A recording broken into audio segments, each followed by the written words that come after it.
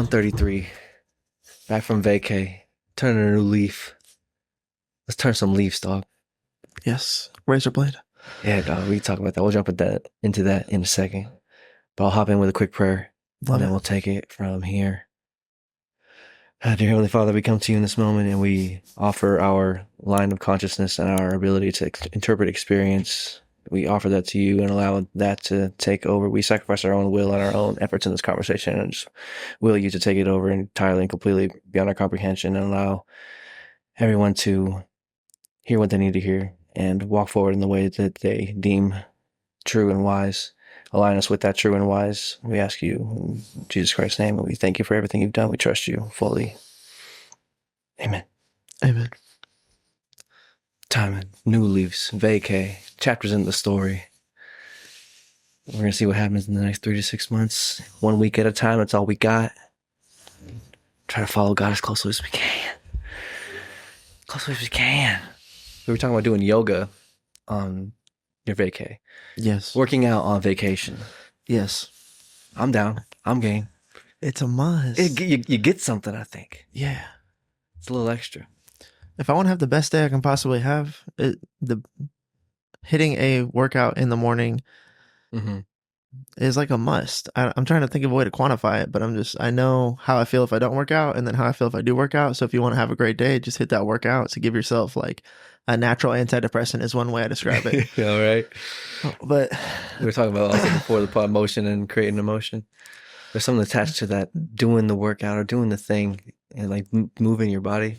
Yeah, I don't have good language for this to sell it, but like I know for facts that the biochemistry that occurs in your brain during and post workout and the delta and change of the amount of like serotonin and oxytocin and dopamine that you're producing, you know what I mean? It's like positive emotions, you know? yeah, it's all the things that make, and that give you any positive emotion. All of those things go up, and then all of the things that would give you like negative emotion, like cortisol and I think mostly cortisol production, honestly, is what breeds a lot of anxiety in your brain. That's like a result of that, like a fear of bad future is a better term for anxiety. So all that to say, if you want to have a phenomenal day, you hit the workout, you'll literally feel different afterwards. Yeah, we did the yoga the day of my wedding, and I was like, yeah. Dude, we had to do something. That was also like, I'm like, yo, we got to work out. We got to get a sweat. Get something going. Yeah, for sure. Something slight. Dude, yeah, sounds like a gym bra. But yeah, not for real, dog. It feels great. I'm telling you. Dude, yeah. I selling it. At some point, I'll stop working out, I'm sure. Yeah, we ran a little bit at Thanksgiving. Like as a fam. Just like out there running a couple miles Thanksgiving morning. Yes, nice. Came back, watched some football. You know what I'm saying? Yeah. It was a good time. Packers got it in. It was a good time. Joe Rogan describes it like sometimes your body's like a dog. You just gotta walk the dog. Yes. Like so that the dog can be like settled into itself, you know? Mm-hmm. And then your body craves that. Whatever. I don't know. Can't tell you why, but yoga on a big day. Dude, I'm moving yourself, bro. Yes. Yeah, had dreams about being a yoga instructor. Really? Well, it's just like fascinating. Okay. It's not necessarily that like I want to be a dream or like ideations. Or like thoughts. Aspirations. Dude. Shout out Drake. Inspiring a lot of great word choice here. Ideations was the one that hit. Okay. But it was while I'm doing the yoga, right? And then it was just like I would study this to the point of being like I'm thinking about the instructor guy on the video too. I'm like, the level of yogi that he's at where he's just like able to like walk through flows. This is the thing. If you can be like, okay, we're gonna like mentally here, we're gonna open our hips, we're gonna open our quads, and then we're gonna do a quad and hip heavy flow. That's what he's seeing when he makes these videos. And I'm just like getting shown yoga position. And I'm like, it's difficult. But then like, as I open everything up and you get through the workout and then you also feel the targeting of the muscles later, all that just, there's clearly an art there. I would love to study it enough to understand that art on some level, but you know, life is life. Taking yoga classes for sure. Okay. The easiest way to do it is just on your instructor, dog. YouTube. Just do 20-minute beginner yoga for men. That's 90% of the time. That's what I look up. And then start with that. And then there's a couple guys that are really good. But the why you should do it is because like mentally, it gets so crazy in your mental while you're doing it. And then also you can see progress in things. and that kind of blows your mind. And you're like, where's that coming from? And it's like, it's coming from, you're doing a lot of core stuff. Like opening your spine up gives you more mobility, which gives you a little bit more strength.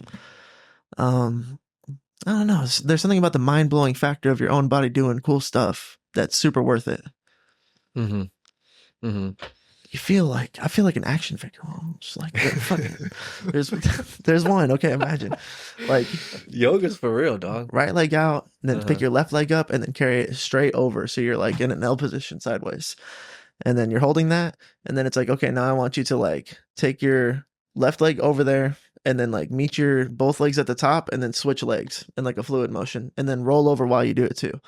Like eventually after like 30 seconds of doing this with this guy, I'm like going for it, and I'm like doing the full rotation, and I was like, yo, this is crazy, bro. Like, I don't know, super into this right now. Okay. It's cool. It's fine. Let's go. Highly recommend. Yoga for real. That's yoga talk.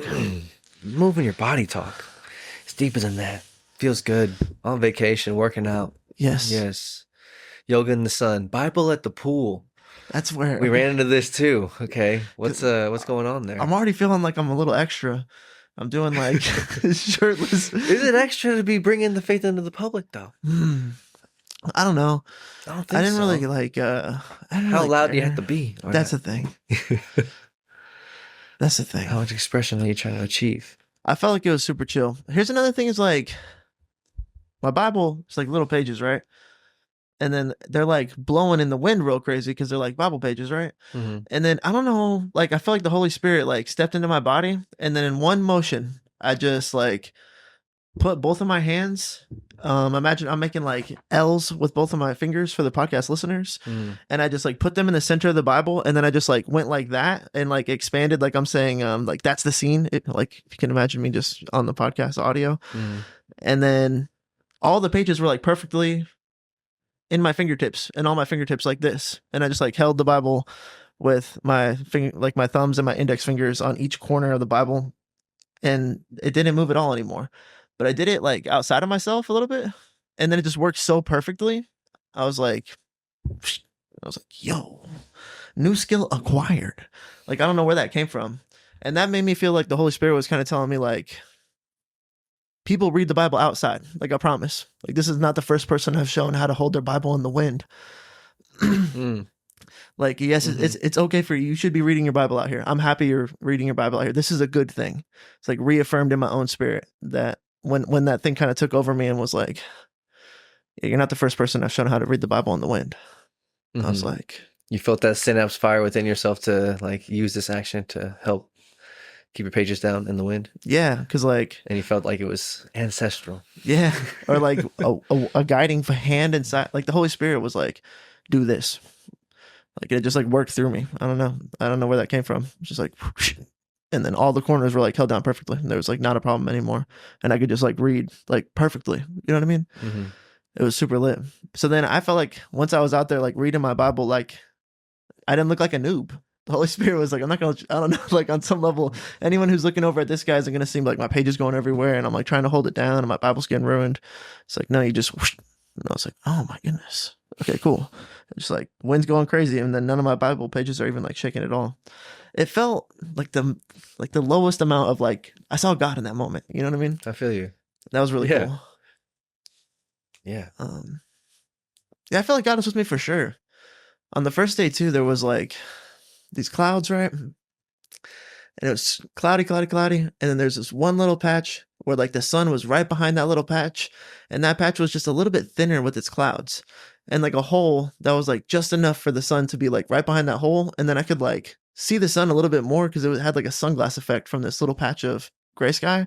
So the sun's like shining through, and it's almost like a spotlight through what is like a gray day. And it was super nice because you're getting more UV rays in the cloudy anyways. But then the sun ended up coming out later. But it was just weird because I felt like also in that moment God was like more or less like, I'm with you here. Like this is a good thing. I'm happy that you're on vacation. I'm happy that you're like went to a sacred place where you're allowed to process your thoughts and have transformation. Like that's also not the first time people have done this, Matthew. Like you're pretty cliche, actually, bro. This is a part of the story. This is the thing in the story. Yeah, Stories happening. Yeah, so those are some of my But yeah, thoughts, man. Just God's presence was really cool. the vacay, trying to enjoy a vacation, but then you bring the Bible out in the public space. There it is. ¿Por qué no? You know? It just felt weird. All of it felt weird. Mm-hmm. But I had to. Is it weird though? Okay, yes, these are the questions. Why? A little bit. It's what abnormal Mm-hmm. is what It's part a of little atypical. Yeah, Right? somewhat alarming. That's all. I see it. I'm like, yeah, let's go. You know, like, go Spurs, go. Let's go, dog. That's my team. That's what's up. Dude, yeah, I'm saying, bro. But then, yeah, no, people don't feel like that. It's just like people had to identify me. I think there's a couple times with the hotel staff where they're like, "What's this guy's deal?" Like, I was like, "I'm just here for the vibes, man." What's this guy's deal? What are you doing here? Yeah, I told the What guy. are you doing here? I was like, "I'm just on vacation. You guys had a great rate." But the one dude, I was like telling him what blah blah blah. But I'm about to go listen to this new Drake album by the pool. I'm pretty excited that it dropped this weekend. And then he like cracked up and he was like, "Nice, bro. Like, yeah, I was listening to it this morning. That's fire. That's cool. You get to do that." And then he was like, "This guy's a bro. He's chill." You know what I mean? But they had to like figure me out. You know what I mean? And be like, White Lotus stuff. yeah, right. You never know, bro. Never know what's going on in people's stories. You know the stories. But yeah, so going on doing a crazy workout in the gym and then doing shirtless yoga outside in the field and then taking the Bible to the pool several times in a row. I was like, this is a little weird. I can understand from the perspective of this hotel staff trying to figure out what I'm on right now. Like, what is this? Yeah, it just seems like a lot. I was like, is it a lot? I was like, I don't think so. But it was weird because also like the environment I was in was like, maybe it would be different if it was a place where a lot of people just go on vacation. Like, I think there was like a big wedding going on, and then there was a big corporate event going on for this festival in Burnett. So people were like, not exactly the same kind of crowd as us, but maybe if more people are leisurely on vacation at like the beach, I would imagine there's probably people that just like go read the Bible on the beach. How many people are reading the Bible? I don't know. Yeah. I guess I was thinking about it. I think we're kind of called to be, as far as being like, where's the line? It's like, what's public enough with my faith, but like too much to like offend somebody. So like what we're into now. But then also, we don't need to be. We need to have the power to evangelize, but we don't have to be trying to evangelize everybody. People who aren't ready for it. When the season's ripe, you'll be able to reap. But sometimes, all you can do is plant the seed or water the seed or whatever. For sure, that's biblical. Be an influence. Yeah, we're always influencing. Yeah, that's the thing is, you are actively influencing. Are you like honoring that properly? I guess, or like with CBC, it's like they kind of, I don't know how they say it, but there's something along the lines of like, if you're claiming to be like, on the team with CBC and like you're gonna wear the merch and stuff like that, you like uphold yourself to a standard of conduct that would be like respectful of the nature of what we're doing here as a ministry, more or less. And I was like, first of all, it sat with me. Secondly, I decided it was good. And it's nice that they're calling people to hold a standard of behavior. Like, you're going to represent us. Like, it's important that you like, don't be acting a fool on the gram.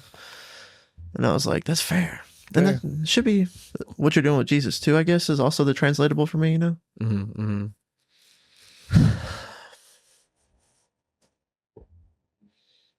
Yeah, I don't know. I feel like it has like a maybe potential like social potentiality for chaos and the idea of what we're into now as far as being offended. You know what I'm saying? Yeah. I think it's a bigger question of like, where's that line between like the culture and the Christian, The secular or like Yeah. The secular, or what's the opposite? Like the Christ world? I don't know. or like more I guess it's like Christian influence or inspired content, I guess, or like secular versus non-secular music.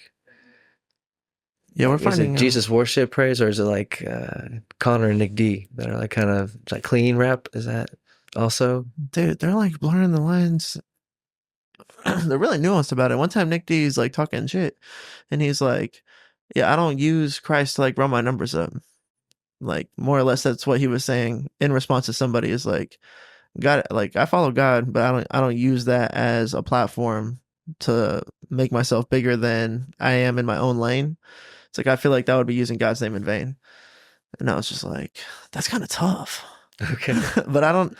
So at least he's like aware of it. He's thinking about it. He might have the wrong conclusion drawn. Mm. Forrest's conclusion might be better in my opinion, where it's like, just like Giving everything to Jesus. run to Jesus, dude. Like drop everything you have and run to Jesus. You know. You don't exist, bro. yeah. Drake's music is great, but it's like it's about Drake. It's like it's not about Jesus. So if you were with childlike faith just to like see Jesus and run towards him, you wouldn't be like, but Drizzy, like you would just no, you'd make all your music for Christ. Facts. The lines are blurred a little bit, but These are the questions, Michael. And then another question under that is like, how loud should you just be with your personality in general? You know what I'm saying? Even if your personality is like, I've died with Christ, it's like, how loud about that should you be? And then like, just like everyone who's themselves, I don't know, expressing themselves, choosing to say things and like what you do and what you wear and what you're about. I don't know. What's your code of conduct? What's your standard of behavior? What you about? What you about, dog? What's real to you? What makes sense to you? Some people Giving your life to Christ makes sense to me. They don't with you. Are we radicals? Like I don't, you know, I don't know. But no, dude. On a political spectrum, if I'm worried about offending somebody like that because I'm like reading the Bible, I'm not hyper worried about that. That's a Texan in me. I was like, I'll wear my politics. But no. I guess it was just I guess like hyper conscious in asking myself the question like there might be better social ramifications for just like blending in more instead of being like wearing like I wasn't wearing anything crazy, bro. I was wearing like a matching button up and swim trunks. It was just it was just heat, you know, it was push B. But nothing crazy though, you know what I mean? And I still just felt like I was clearly a sore thumb on some level. Or like this a couple times these bros were like, hey, what's up, bro? It's good to see you, man. You having a good stay? Everything good? Can I do anything for you? Hospitality was like phenomenal. But I was like, am I just weird though? Like I'm just a weird person. Like legitimately to want to work out really hard on vacation and then want to do like shirtless yoga in this field and then want to go read the Bible by the pool. Like I might just be like a weird person when I think about like what are people? You know what I mean? Statistically weird for sure. Outlier. Yeah. And I was like, is that a good or a bad thing? Did I do this to myself? Is this what I want to be doing? Am I wearing this like it's a personality? Like, where do I exist? You know? We do a temperature check. Those are questions. Yeah. Those are questions, dog. That's what, okay, sorry. It's hard to like boil all the way down unless we go all the way down. We got a simmer. Because it's a slow cook. I was getting simmered to the point where I was asking those questions. You know, like this stuff was weighing on me for like hours in different forms and fashions. Yeah. And there's the Drizzy cadence that was backing it all up. I could feel it coming in when I'm thinking about it. little wobble to his head. So pause. So we're at the pool asking myself, you know, I don't think I'm doing anything outside of like maybe I'm doing it too loud. Maybe I should I just read the Bible in the room so I'm not like doing me too loud. But even then, it's like what you're wearing, what you're listening to, what you're talking about, what your tattoos you got on your body. I'm like, if I'm at the pool, I'm repping, dog. You know what I'm saying? Yeah, right. You can't really put those up. And I don't want to anyways. Like, you know what I'm saying? It's like I'm on a vacation to be free. Like, I'm just gonna do what I want to do. That's the whole point of coming here, you know? Yeah, I want to work out. Yeah, exactly. Yeah. It feels great. Can't recommend it enough. We've been pushing that for a minute on this episode. It's worth it, dog.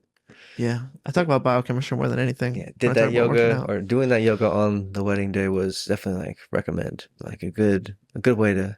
Some people go play golf or something, whatever they gotta do.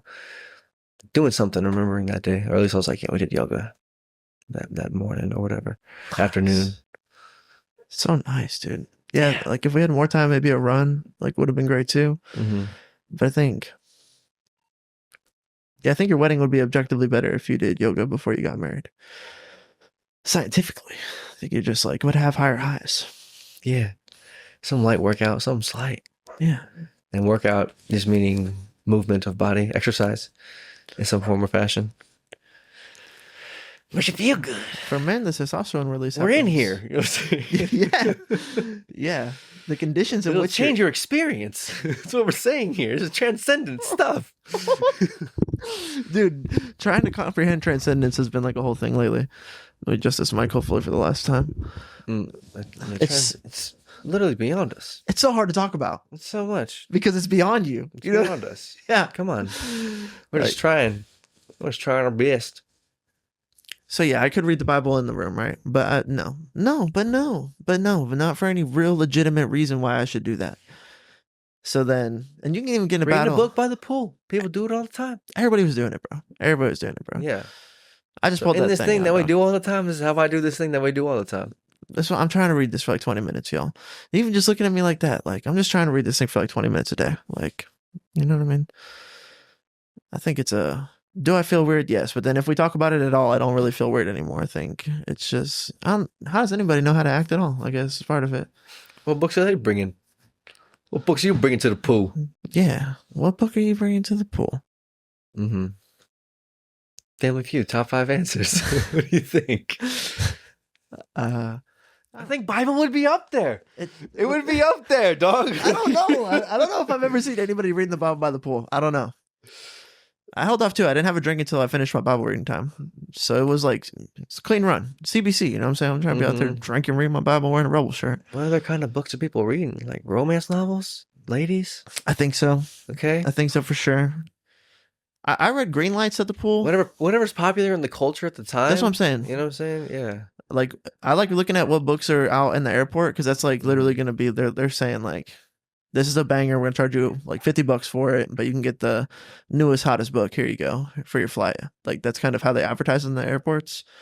And at Barnes & Noble, they have a section for like current bestsellers.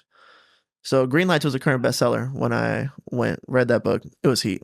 Mm-hmm. Maps of Meaning, trying to listen to that. Yeah. Jordan Peterson book would be great. JVP's the boy and the man.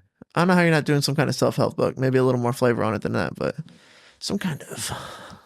The other book I took was a Jocko book. It's like extreme ownership. Just trying to. I saw his protein at the gas station last night, and I was like, I'm gonna get a Jocko protein, dog. I can't trust none of these other brands, dog. But I see your name on it. I trust Jocko. You know. Trust for sure. You know, there's probably nothing bad in there. Nothing too bad. yeah, for sure. For sure. You know? Yeah, there's some. I'm sure he has to cross some lines to get cheaper supplies. Grass-fed protein, whatever. Yeah, it's good Come shit. on, it's Jocko. It's good shit, bro. Facts. You know what I'm saying? Yeah, dog. Come on. It's Jocko. So that's how his book's amazing. I mean, it's like extreme ownership, how Navy SEALs lead and win. And I was just like trying to go back through it because I didn't read it all the first time. Something like that, bro. You know what I mean? That's what I'm taking to a pool. Mm-hmm. Mm-hmm. So That's what I'm saying. but no, the Bible. There's not that many books you put on that list of Family Feud answers. What kind of books people bring into the pool? You read. What do you see people reading? Like crossword maybe or something? It's a Kindle, a lot of Kindles. So you don't really know. Mm-hmm. You don't really know. But even in one book. I can name some. Either way. Good. The Alchemist would be an okay read. Spiritual Laws would be an okay read at the pool. It's like a self-help book or like a spiritual book. That's where I'm at. Am I weird? You know what I mean? Yeah. Like, that's where I'm at. This is the question I kept running into. Yeah, okay, yeah. Yeah, I'm there with you. We slimming all the way down. Yeah. Yeah. So maybe a little bit for sure. Mm-hmm. Then how much do I care? Atypical in today's culture. I think it's coming back though. That's why CBC calls you to be a little different, dog. You know what I'm saying? Yeah, bro, for sure. I just think I saw this Michael Jordan clip where he's like, Mm. "Don't wear who you are into a conversation." It's like be in the conversation, like be formidable in the conversation, and then let them find out who you are. And I was like, "That's it's a short clip," but I was like, "Yo, this shit's hard, save, for sure." But that also weighed in my brain. It's not the same thing in the same context because he's talking about like in basketball more or less. Like I'm not trying to be Michael Jordan before I end up in the moment. I'm trying to show them who Michael Jordan is in the moment. And I was like, I think I can see like you don't have to wear yourself into anything. You can just be in the moment. That was kind of like the thing where I was like, Yeah. just because we're weird doesn't mean I have to wear weird out loud for people to be like, it's like drawing attention to it for no reason. It's like disrupting culture, almost being a troll. Almost. There's something there connected to the troll energy or the desire to control. Yeah, and to control the situation in a troll-like fashion. There's something there. The desire to do that, I think. I don't know. For the lulz, nihilism. Yeah, see, that's what I'm saying. I'm not powered by nihilism, so I think that was like an anxiety-ridden version of the thing that I'm evaluating, which is like we are weird for sure in society. If people talk to me, I don't have to be like straight into metaphysical stuff. You know what I mean? Yeah, just be in the moment. Yeah, Do what cool. you're doing. It's cool. Yeah, you can just express yourself. Like you can just be funny, bro. You can just be fun. Just make like have fun. Try to contribute to the moment that makes it a little bit better. If someone asks you what you think, you can tell them what you think without saying why you think. And if they ask you why you think, you can use a funny story to explain it. You don't have to be like, they don't have to go into the jujitsu. I'm like all the way. Like I thought about it. I probably thought about it. You know what I'm saying? But you don't have to be wearing that out on the skin like all the time. You know, I do want to be authentic for sure, but this would be like a more nuanced personality, which is the kind of stuff I was trying to simmer down there on vacation. It gets deep. So, Nuance, transcendence. the personality Vacations. you're wearing comes from what? You developed it because of a situation at some point in your life. You developed this personality. It's like, is it serving you still? Is it still true? What's changed since you were the person that made that? Did you lose things? Is it like, were there good things back there you don't have anymore? Should you take some of that back with you? It's like, all of that was true. It's not like you can just make a new personality, but it also reminded me when we were like, Grace, like, I'm watching scary movies now. And I'm like, part of it was just like personality change, you know what I mean? As someone who used to not do this thing, now I do this thing. Yeah. Yeah. People who do things. That's everybody. That's us.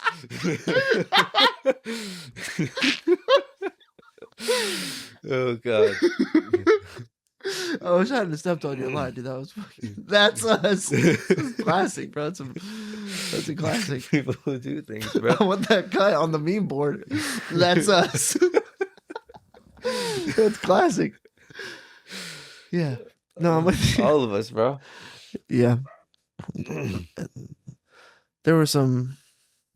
Yeah. Anyways, I don't know. What are your thoughts on being weird? How are you? I'm here for it. But yeah, no, I think you were hitting something whenever just talking about being.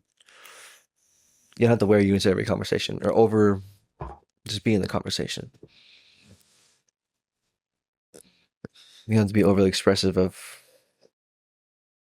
I guess, to what level, because you need to like stand up for what you believe is true nobly. You know what I'm saying?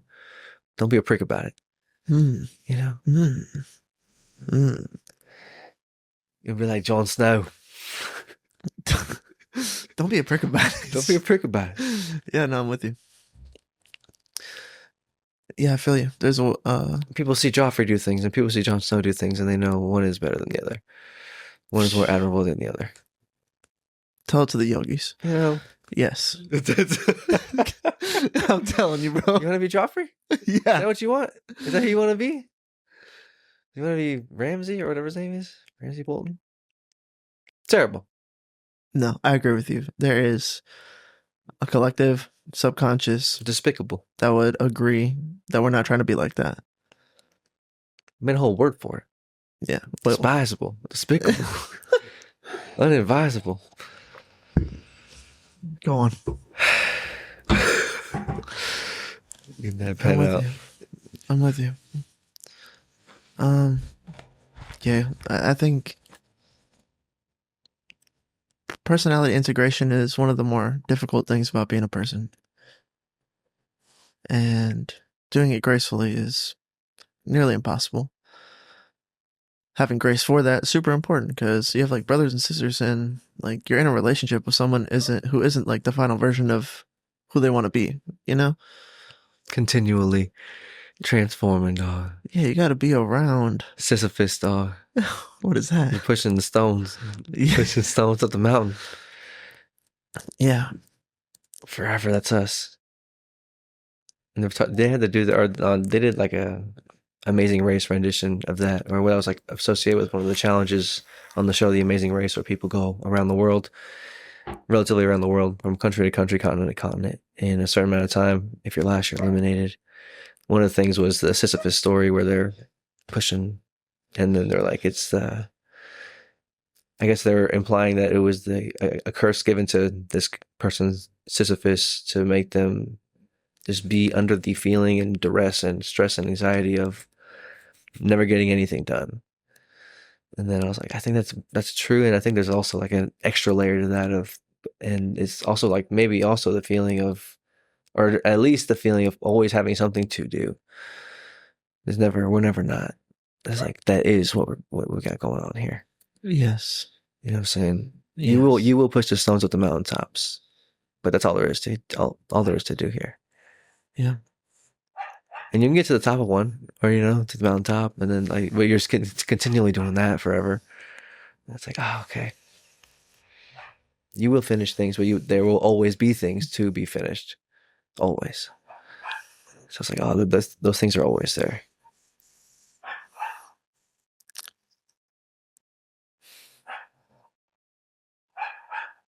Okay. Well, That's us. a couple branches to go here. Let's go. One, you're weird as fuck for knowing who that guy is. Just listening to like Shane Gillis talk. It would be funny to podcast with him. Thank you for teaching me. I'm so fascinated by it. Also weird as fuck over here. Thank you. Okay. Thank you.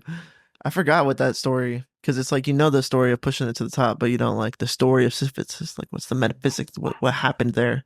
What's the takeaway? Mm-hmm. Takeaway is partially that it's like, that's all that there is. It's all that anybody is, constantly is. It will crush you also, in case you don't want to like play the game of push the mountain up the top. So it's like unavoidable. Mm-hmm. Good to remember that. That's life. I think perhaps, being in this conversation, doing it well and nobly. The rolling of the stone. Just roll the stone. It's like, well, then should you evangelize in public? It's like, it'll help you move the stone. Dude, yeah, I can't agree with you more. Especially, really hard to discern when the Holy Spirit's telling you to say something. Mm-hmm. Really, that's a hard thing to. How do you not feel like a narcissist when you're saying God's talking to me? It's like the natural inclination for me to be like, I'm probably like being compulsive. You know what I mean? Maybe. Or at least if you're trying to aim it towards praying for people or trying to make the situation more positive, less suffering, legitimately. Yeah. Yeah. Yeah. Right. I don't disagree with you. How many times a day should you say, let me pray for you? Yeah. Okay. Because you could say it like to everybody. Mm-hmm. And sometimes I feel like if you have good discernment, you're like, for whatever reason, you're like, dude, can I just pray with you, man? He's like, I want to pray with you, man. I don't know, man. I don't know where this line is. I think we're finding it. We're establishing it. We're doing our role as Adam to like label it. Say like, here's the line. This is where we're at. I felt a little weird at the full reading the Bible, but discernibly, it was the right thing to do. Yoga again felt weird. I was at the bar later. I was like, hey man, sorry you ran up on me while I was doing vacation yoga. It's a little vulnerable there. And then try to explain real loose.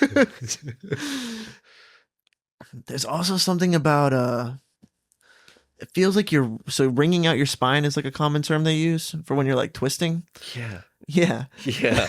Okay, I'm here for that. So like once you're at like the full stretch, the only thing you could do, sometimes the next thing you can do is like engage your abs, or it'll be like now lean forward, and you'll get like the, oh my gosh, okay, that's the full extent of the movement, like you thought you were there. So in the twist they'll be like, okay, you're here now, just like keep your chin up to the sky, big back, and then wring out your spine, and you'll like, you can like feel that, you know what I mean? It's like like a sponge just Mutilated. yeah, like similar energy, dude. You gotta mutilate it. And I felt things like leaving me. I felt like I was like squeezing out like sludge. Felt really good. You're bringing a towel. Really good. And then I wanted trying to tell this guy while we're ordering frozen margaritas, I was bringing out the sludge, brother. Sorry, I'm weird as fudge. Yeah. Enjoy your steak. The McConaughey. We're all just people doing things, man. Oh man. You know what I'm saying? Yeah, yes, dude. Yeah, McConaughey is weird too, but people love him. Just fucking beating on his chest. That's one of the hardest scenes. That's one of the hardest, like, not, I guess it's like kind of a cameo. Yeah, You know, he's not in that movie for very long. No. That's one of the hardest cameos in movie history. Yeah, it's a good scene for sure. Yeah, he's phenomenal. He's great. Interstellar, bro. Come on. So, at any rate, UT boy. I don't really know how we integrate that. We'll figure it out as we go. Yeah. Try to be as graceful as possible. Level up with That's it. gracefulness you have. Do it with grace and truth. Wield truth in grace.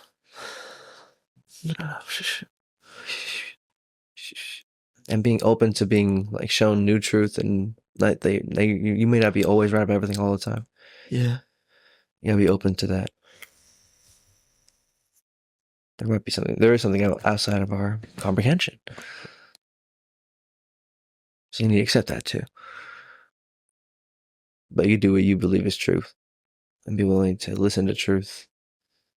That's why we have debates. That's what debate is like, centered around. It's like this is the question, or the situation in question, or the idea in question, and we're gonna try to figure out what the truth is. What's going on here? Or I guess to win, but you need to win the debate. Is I guess kind of the competitive factor within that. But even then, you can't get lost in the trying to win the debate. You gotta bring your strongest case, but you got, you know what I'm saying, like, yes, you're gonna have to show me, dog. Meet me at the rim, bro. You're gonna have to show me. Somehow, we're gonna have to be people that do things and see what happens. Dude, you made me realize sometimes, personally, I'm fighting a metaphysical dragon, demon, like this thing. Like I'm like, no, this is the root. Like I see the root. Like so, then the words come, and then I'm like, the root. Like I'm just trying to like, but no, like it. You have to not get caught up in the competition of the winning. Instead of being like, this idea is flawed fundamentally because of this, and I think that it stems from this kind of thinking, which is not good. But you can't do that without going through the arguments and like actually being open to them being right in some sense. That's like the only way. I think that like you could actually win a debate. You know what I mean? Mm-hmm. Because if you get lost trying to not listen to the actual argument or give any credit to it, or being open to this other truth, then you miss the mark, and your learning model isn't as adapted as it could be. So how fixated and localized on the actual truth are you if there's missing data that you're unwilling to take? You know what I mean? Mm-hmm. Mm-hmm. And then you can end up being wrong on a minor level, and you never make it to the major level because you weren't focused on like the actual fact. You were like, you know what I'm saying, just trying to win the debate. Mm-hmm. So yeah, I'm with you. I feel I've lost debates. I feel like that's a fatal flaw for me. It's not to like be in the strong man, straw man all the time. It's like, how is your argument right and how is my argument wrong? And let me churn through that instead of trying to like hide the partial flaws in my argument, presenting my strongest case with a lot of examples. It's like a way you could do yourself a disservice by trying to win. Mm-hmm. Mm-hmm.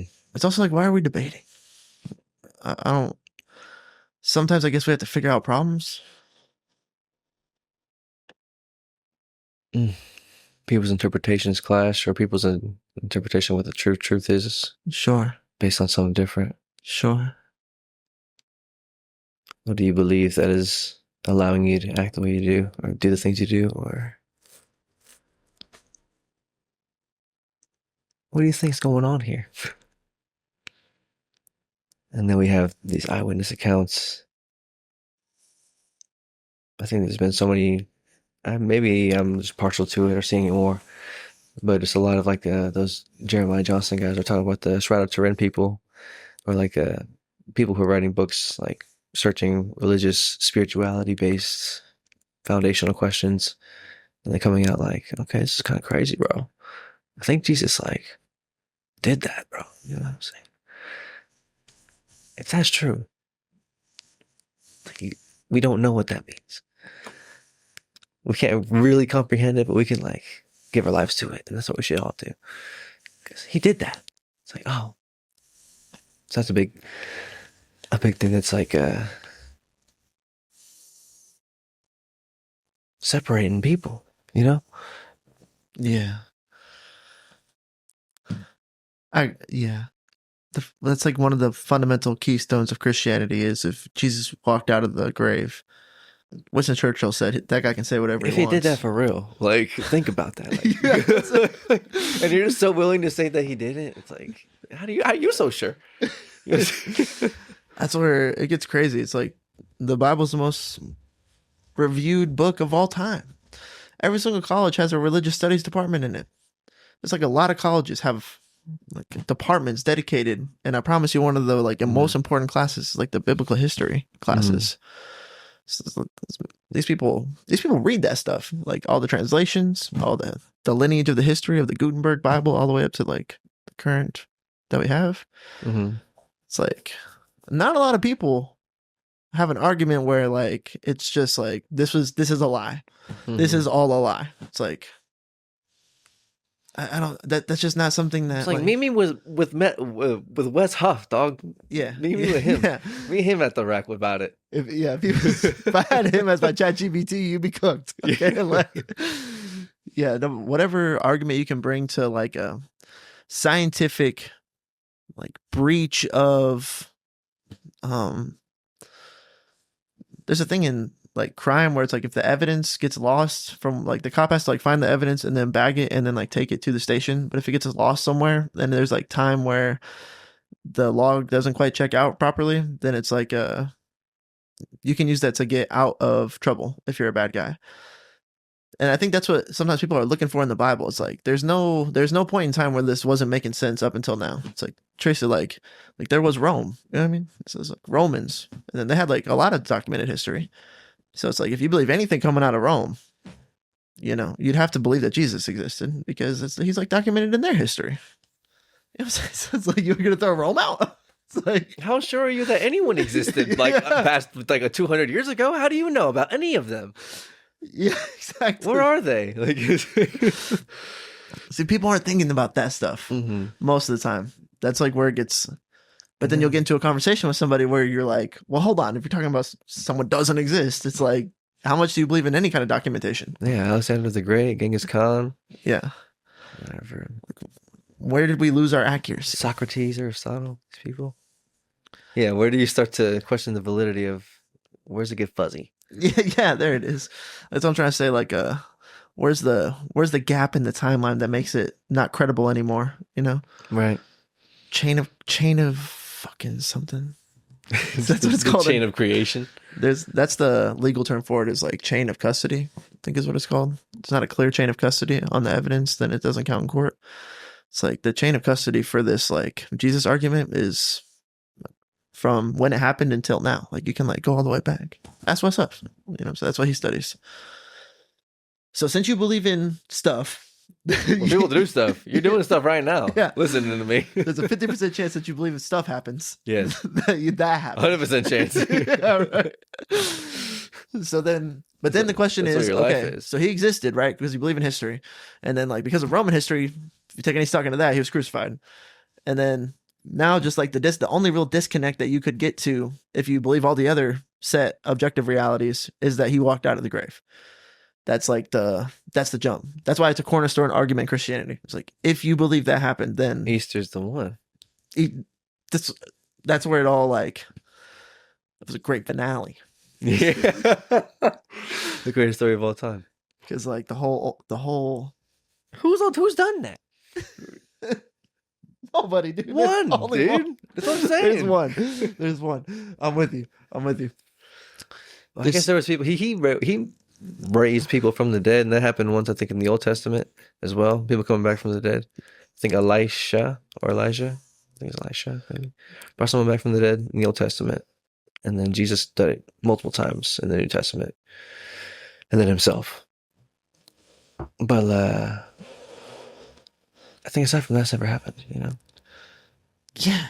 And there was the separation of the they talk about the what you call it, the Sadducees and the, what's the main name for them? Pharisees, yeah, Pharisees and Sadducees. I guess like there are two different groups that believed in different parts. It even happened then. They had a New Testament and an Old Testament variation, or like the Sadducees only believed in the Torah. They just believed in the first 5 books, like Genesis, Deuteronomy, Numbers, Exodus, and Leviticus. They only believed in those 5 books. And then, but this resurrection that happened with this Elisha character happened after that. So they didn't believe in that. But that was in a different book later on, not in the first 5 of the Torah. It's like the Moses story, pretty much. Then Adam and Eve, and up until then, and then the carrying out of that, Joshua like takes over after that, because Moses dies. And Joshua's that one that takes them Into the promised land. Yeah, across the Red Sea, parts of the Red Sea.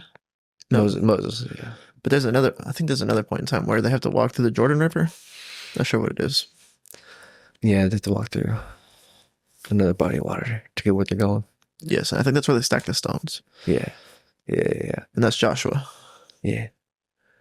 Okay. But even then, there was you know what I'm saying? So at that point, people didn't take that canon after that, you know what I'm saying? As far as even the political groups, social groups back in the day. So there was even a separation of then, they're like, nah, like they didn't believe in resurrection at all. So then to have... See, this is the systematic approach to what we believed, though. This is where the convolution... Yeah. the convolution lives. Uh-huh. Like, if you're really going to have a critique over it, it's like... It's crazy that that's true, that there was already like a separation of belief for what real was. And also just like the canon of the library being like up for debate is another like point of convolution that Joe Rogan points out well. It's like, this is a canon. That's just people though. Just people though. Okay. What are you saying? That's just people though. Yeah. That's like the one speck of we are the one little imperfection. Deviation. Yeah. Yeah.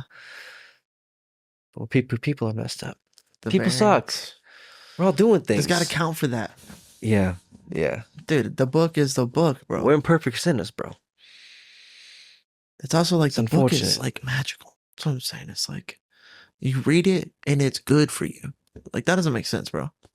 I understand what Justin was talking about the other week when you're like, God is good. It's like, it's so hard you have to take the medicine to like then feel better than to be like, whoa, that was weird, you know? But I'm telling you, like, I heard this rapper talking about something maniacal things. No. Okay. It's up for his break song. He's like, popped out that grade like I popped out the hood. Something about my life got so good when I put my head in that book. And it's just like, you would think like, oh, I'm gonna have to read this book and digest it and then apply it and then transform. And it's gonna be like this whole thing. It's like literally just reading. It's like the yoga part. Like reading the Bible is just like good for your head. Like you will feel better. Like I can't explain it. It's magic. And then to say like that it's not perfect. Like God told me how to hold the pages, man. I'm telling you, it's like this thing is like it's special, bro. Like there was like pre-written instructions on how to do the reading in there. So yeah, then, hold it down. That's for the argument that says because there's been so much separation of like political canon tied with religious canon, tied with how the chains of history march forward through war. How did we get this canon and what behavioral canon? What's the behavioral canon? Yeah. And people are acting, or I guess the idea of there was this. I think it was on Live Free with Josh Howerton and a guy. He had written a book. It was kind of recounting the more or less Christian nature or the Christian sort of influence in the creating of America, like in 1776 and like those proceeding years. Yeah. And just a lot of evidence, or just like a lot of ideas and like information pointing towards the idea that yes, like these were like people who believed in this Christian thing for real, Mm. or at least claimed to, like built upon it. Our legal system, or saying like the innocent is proven guilty, freedom of speech. It's like those are two big ones. Huge. Right to bear arms, to protect your freedom of speech. Mind blowing. Second track on the album. Yeah, mind blowing. Intro is crazy, dog. Yeah. The intro to the Ten Commandments, or the Bill of Rights, the Ten Commandments. Go crazy, dude. Mm-hmm. Yeah, I think that all the time about the Second Amendment. I'm like, what a banger follow up. Like, just like say what you want and you're good for it. Like, Yeah, that's crazy, bro. We're built on that, wielding the sword for real, being able to speak your truth, or being able to speak at all. You know what I'm saying? And then like being willing to talk about it for real, not just like, okay, I'm just gonna kill this person. You know what I'm saying? It's like, in that case, you don't have to be right. You know what I'm saying? If you're willing to play at that level. Right. It's a problem. Yeah, it's like that's kind of what Squid Games is kind of pointing out. It's like you need to, at that level, it's, oh man, I lost the sauce in that. Dude, it's a problem. No, I know what you mean. Yeah. Being right's not enough. Doing the right thing's not enough. If somebody's willing to like just cheat and like, thought about this. This is like a core thought back in the day. It's like the evil. That's the problem with the evil. Like, it is willing to do the thing. Yeah. Like, how did Jon Snow make it so far? What evil was just trying to like kill him the whole time. Be like, make this guy not a problem. He was fighting the most true evil. Yes. And they were trying to kill him. You know what I'm saying? They were trying to take him off the board. And he was the least equipped. You know what I'm saying? His squad wasn't nothing, dog. Yeah. The knights of the wall. It was a laughing stock, bro. Tyrion be talking about that for real. And they're facing the most true danger for real. He's the most noble hero in that story. That's he, and it points to this magic, like karma armor that you have. It's like pursuing the highest ideal with your best intentions, with the most effort that you can, creates an environment where like, evil can't kill you. You know, like, you conquer it, which is crazy. Yeah. Yeah, dog. That shit crazy. The only one for real. But Jesus had done it to others for sure, and then it happened once in the Old Testament. So it's like, do you even believe in like that at all? And then do you believe that it happened to this guy? Because if you believe he's a real person, then he had to have died. And then the question is like, okay, now what's the hang up?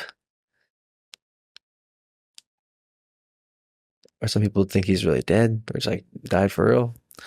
Okay, well, as a historian, if he lived as a person, he died for sure. So like, you either believe he died and came back, or died and just died. That's it. That's where it's at. That. And then for real, it's the testimony of the people that saw him, right? That's the people, because not everybody saw him.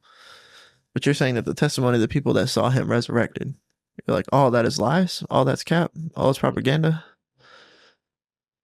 That's the myth. That's the legend. That's where he became like a cult leader. Or he didn't really die on the cross, or whatever the reasoning is. Whatever it is. And then to really believe that and act upon that, it's a whole nother thing. That people don't even want to get to that first part. You know? These are the holdouts. Like, it only boils down to so many, you know? And they shape how you act, man. It's behavioral patterns, man. People believed in that stuff more, man. It was more culturally acceptable, and like to read your Bible at the pool in the 1950s, you know what I'm saying? Versus doing it today. It's a little more weird, it feels like, right? I felt weird. I felt out of place. But doing that in the 50s, though, maybe not so much. I don't think so. I just don't know what does anybody read the Bible for? I'm like trying to read, like, it's interesting to read it, like get in Matthew and just get going. So it's like got a story to it, because it's like, this guy told this story for this reason, like this, because he's trying to do this. Like, even Luke gets into a point where it's like, he really believed that, culturally, they believed that, like, eyewitness testimony was more valuable for sure than second eyewitness testimony. And that was like, because there was this cultural thing of like, if you were there, then like you would know, or like the people who were older in society carried more weight. You would be more in line to tell the truth here, and your truth would matter more. Yes, like it's If literally you more legitimately valuable. tell the truth, Totally, yes. yeah, Like in a court for we sure. can know what happened for real. Hopefully, yeah, right. That would be like what you want, I guess, back then. It's that valuable. And then it was old people too, like I guess in these political conversations and stuff like that. It was like there was like a priority or preference towards someone who was older because like they knew more. And so, but it was like a real cultural thing of like eyewitness testimony and like wisdom allegedly supposed to be getting like the say so in these environments.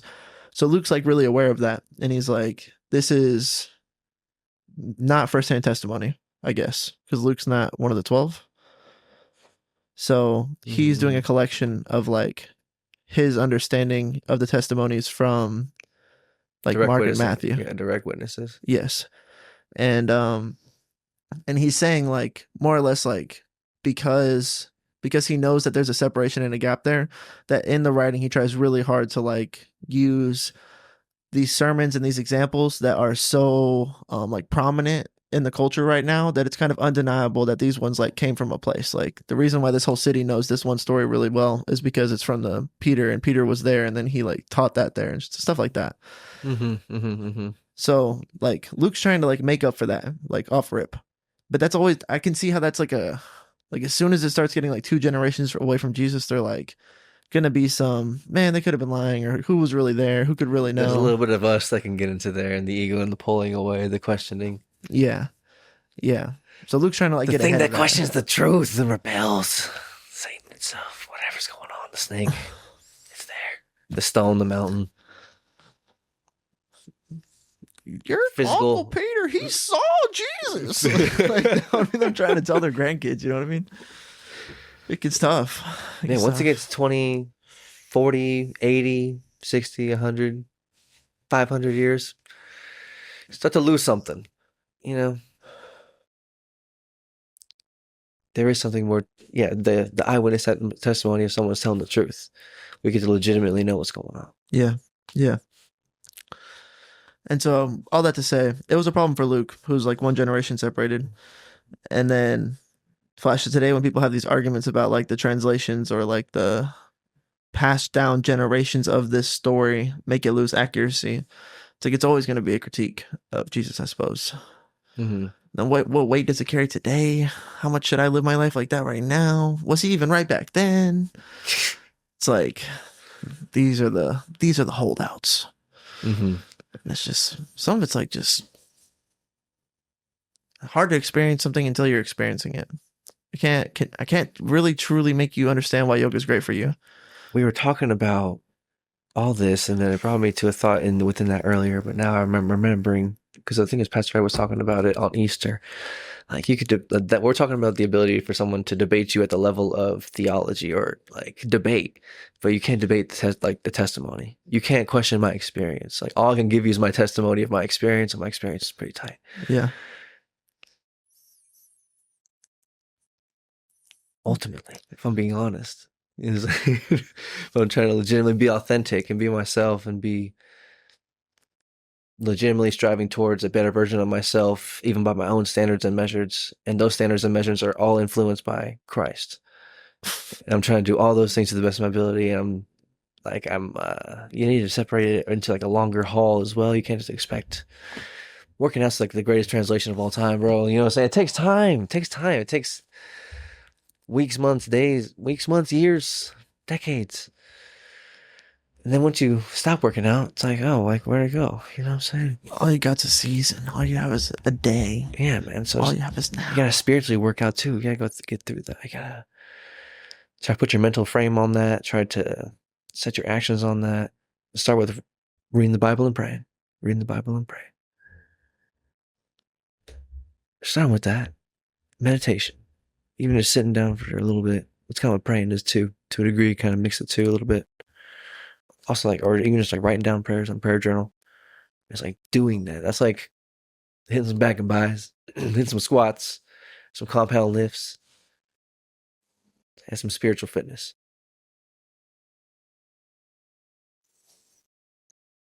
And do that with that. See what's up. See what happens.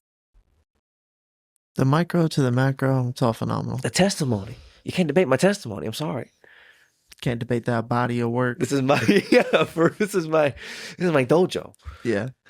Build my house upon this. People could say that you're We're chilling. imbalanced, a little bit crazy, definitely weird. I do not exist. That's what I'm saying. People would be like, Talking about a ghost.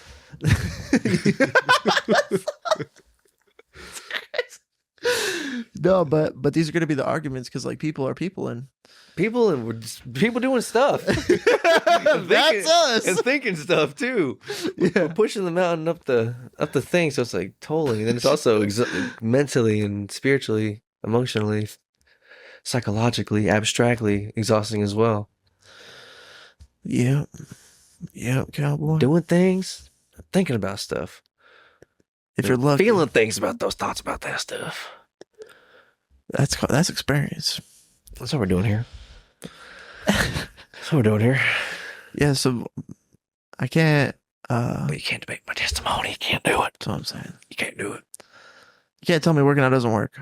You can't tell me. You can't tell me I didn't feel better after working out. Yeah, Right after doing the yoga. Yeah. facts, dude. It's like that was a waste of time. It's like I don't think so. I think that was pretty great. It's phenomenal. I feel pretty great about that actually. I'm like having to pull myself away from this. I feel physically and abstractly. It's like that was good. That was good. Good little wrestle with it. Some chaos. There's some organized chaos. Doing something that's hard. Yeah, there's like a Developing push the boulder stat. Doing hard things. Yeah, that's true. It's like the yoga it starts to get sweet. It's like I felt like I was wringing out sludge. Felt great. There's like a release. The release feels good. Like you are tight. Like your spine doesn't get like fully expanded and retracted in a way very often throughout your normal day where you can like stretch everything out.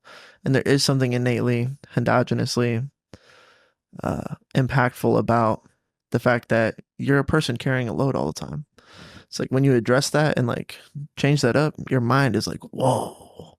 And that's at a baseline level. I promise that's true. Like that's what's going on there fundamentally as a thing.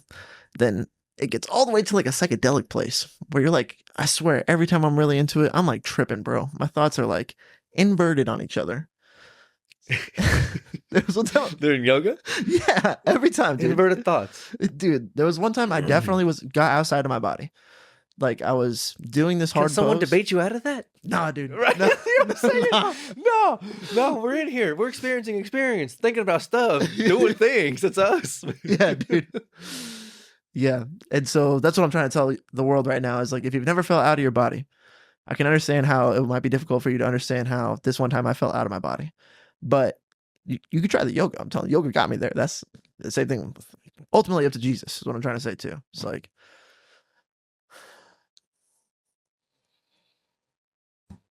find whatever. We're all making bargains and justifications. We're all like striking deals with our conscious all the time. Play some bets. Yeah, dude, place bets, striking deals, man. Place the gamble, place your bets. I'll be okay with that because of this. I'm okay with that because of this. Well, I'll do that because of this. You justifications and you're making deals with yourself with what's acceptable. And then it's like for whatever reason, it's like the Jesus stuff, like most people's justifications are like their best bets. It's like I get it. Like you're doing Yeah. You know what I mean? My bet's on Jesus. Yeah. Well, betting on something. Put all your chips. What do you believe? What do you believe is real? What do you believe is true? For some reason, they have holdouts. They have these holdouts. There's so many bets to be placed. All in. DraftKings. I know, but it's It's so everywhere. weird. It's everywhere. You'll believe in Jalen Brunson, but you won't believe in Jesus. Right. I mean, like, I don't. And Pop we trust, man. There's just something. There's a about Spurs Jesus. Remember that? Yeah. He's a social figure here. prominent. Go Spurs, go! Come on, man. Spurs Jesus. There's these holdouts, man. When he's coming back, he's coming back to Texas, dog. He's coming back to Texas, dog. If we don't see him, our grandchildren, or maybe our great grandchildren. That'd be sweet, dude. That'd be sweet. I think it'd be pretty cool. I understand, but they're throwing a chip on it. You know, I bet my life on it. Yeah, I guess. He's going all in on it. And then what's the hold on that even? It's hard. He's coming back. Maybe not to Texas. Put a chip on Texas. I think Texas, dog. Don't put your life on that. There's a lot of cities. Okay. Within the prop bet. Yeah. Jesus coming back. Just a few yes. extra chips. Where's he gonna come back? Yes. It's like I'm gonna problem a parlay. It's coming back. When I'm experiencing experience, is it gonna be nighttime or daytime? Am I gonna be sleeping for it? Am I gonna be awake for it? Prop bet stock. Dude, it has to. I would think daytime, right? In the clouds, we're gonna see him in the clouds. But if it Hopefully. happens to us at a certain time, it's gonna happen to somebody else at a different time. How does you're right. You're right. Because Japan's on the other side, right? But God. But Jesus, Yes, outside of my comprehension, so I Yeah. gotta be dead wrong. No, it's just like I think at one point it says that the sun's gonna die, and there won't be any sun or any moon. So it's gonna be like dark all the time. But I don't think it'll be dark all the time. I think God's gonna like show us we're in a room. I think we might be out of there at that point. Okay, yeah. I can't remember if that was supposed to be I'm not before sure or what after happens- that moment. I'm not sure what happens with us as far as the idea of the rapture when that happens, like getting harvested. The idea How of would you that. know unless you read the Bible? You gotta get on the board, read it sometimes because I don't know either. You know what I mean? Yeah, no, it's a whole thing. It's inexhaustible. I must keep on pushing on that. Believe in that. Let that try to guide some of the actions and habits I'm trying to form, the battles I'm struggling with. Dude, yeah. So from the average person, from the everybody else at the pool's perspective, I think that they're like, yeah, Christianity is like the right way to live. You know, it's like salad. It's like a good diet. Know what I'm supposed to do. We know what we're supposed to do. We're for the most part, we're doing an okay job doing what we're supposed to do. And then, you know, when people die, we pray for them, we bury them, and we think about God or whatever. You know what I mean? And then, like, we're like, what would God? What should I do? I gotta figure out for myself. What would Jesus do? What would Jesus do? What's gonna happen in the rapture? Like, I think that there is a separation there, and I'm probably okay with that. But at least I understand it now too. I'm trying to like conceptualize things. Like Jordan Peterson, kind of a crazy person. Thank God he exists. Love him to death. But he's phenomenal for a reason. He's just been truth, dog. He's talking about some out there stuff. And he's out there. When I went out of my body, dude, it's fully wrapped around, and I was trying to hold this pose, and then I'm like thinking to myself, like I'm pushed past my limits, and I'm like, there is no way that I could get to that next. Like I could feel like there's one more spot, and I'm like, there's no way that I could get there unless I just like got like out of my body, and I did, and then I went into place, and I was like hovering above me, just for like maybe like 5 to 8 seconds, and I was just like, yo, whoa, and it looked like there was like a box, and I could like see the me and like a little bit of the surrounding, and then I was like above that, and then it was just like all black all around me. It was like one little bloop bloop, and I was like One little 1 by 1. went back into into there, and then like came back out of the stretch, and I was like, yoga's fucking crazy, yo. So yeah, highly recommend the inverted thoughts. It's like It's a whole thing. the answers to your questions, redefine the questions, and then the redefinition of the question gives you context that you didn't have before. And then what does that context mean? That's a whole nother question. It becomes pretty inverted on itself, but then you're actually getting in there, actually reworking some stuff out. I had a moment where this guy had a bird. He's like, do you want to hold the bird? And I was like, is he cool with that? And then he was like, He's yeah, down? yeah. He'll just like jump over to your arm. And I was like, he's not going to like freak out or anything like that. He's like, no. And I was like, okay. And then he like jumped on my arm and then was like chilling with me. But I'm like kind of a nervous wreck, like not sure if this is gonna, but then I'm like, no, give him good energy, you know, I'm chill, I'm cool. I'm talking. And then I just had this weird feeling of like, it's weird how I just expected that to not be, I expected the bird to not be cool with that. I expected it to not go well, for him to freak out, for me to be afraid. Like I just like went in there with like, this would be my expectation of holding that bird. So it would go poorly, and I would not have enjoyed the experience. Mm-hmm. And then immediately afterwards, I was like, do I do that with everything? Is that a subconscious, like, it felt like this, like, here's one interaction to show you this one thing that's kind of deep in there that you should think about. And I was like, that feels like the psychedelic part of the experience. It's like went from bird to internal trauma potentially, which is good because I was trying to work through some of that shit, you know? Ultimately, I don't think I do that, but I think that the urge to do that might start to appear, and I gotta like not become one of those people that expects bad things, you know? Yeah. Just be cool. Just been like, yeah, man, what do? I just hold the bird? That would have been what a cool guy would have done, I guess. Someone who's not afraid of bad things. But I'm like, sure. Jon Snow. Give me the fucking bird, man. I was waiting for you to ask. Give me that bird. Give me that bird. Oh man. Yeah, oh man. I was gonna say I think I actually gotta get going here in a second though. But was there any parting words for the beautiful people in their coming weeks, life itself? Final thoughts. Keep cooking. Keep it moving. Keep it moving. Pastor Ed. Keep it moving. Keep it moving. I love how that recirculated. Mind blower. What are the odds? Odds are insurmountable, and Jesus wins every time. If you have holdouts, I get it. I think it's crazy because I think like the bigger your holdouts, maybe it's just like the bigger your heart is, or like the more worship you have to give, or like you really don't want to compromise what you claim to be sacred. But then I feel like Jesus will get in there, you know what I mean? And then once you have all that sacred to give Jesus, it's going to be like amazing. So if you have holdouts, like that's cool, man. Work through them, you know what I mean? But you know, really work through them. Don't just have these holdouts for no reason. Like you got to really think that stuff.